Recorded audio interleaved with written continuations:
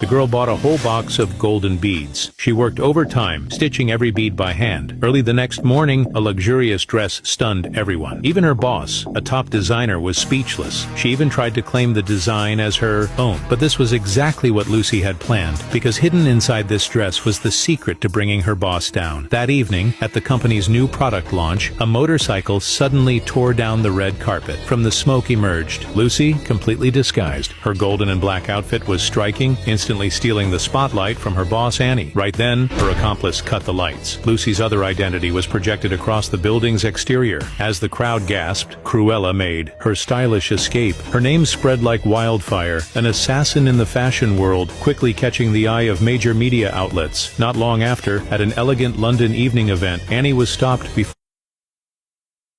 she could even exit her car. The car door had been sealed shut. Then Cruella appeared again, this time in a dramatic, long dress. She climbed straight onto Annie's car, letting her gown cascade over it, completely covering the vehicle. A royal uniform paired with a black and red rose gown once again became the media's obsession. By the next morning, headlines were flooded with stories of the rising fashion rebel, Cruella. But Annie wasn't about to let someone threaten her crown. She immediately ordered her team to dig up information. But the woman calling herself Cruella was like a ghost.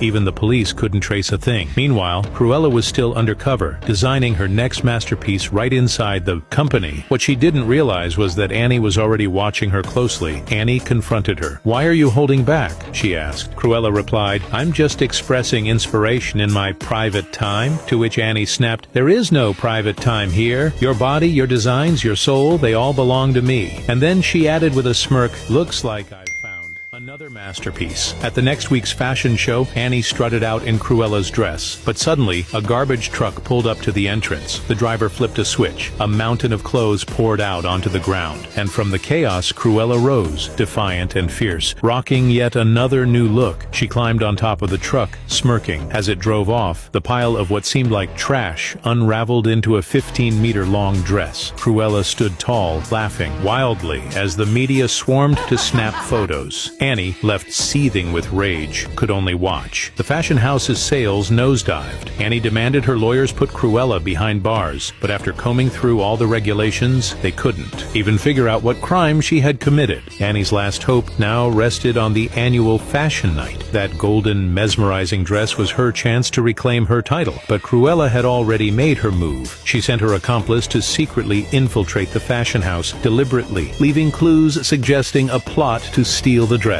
Annie, suspicious and alert, immediately locked all the dresses in a secure vault. But that was exactly what Cruella had wanted.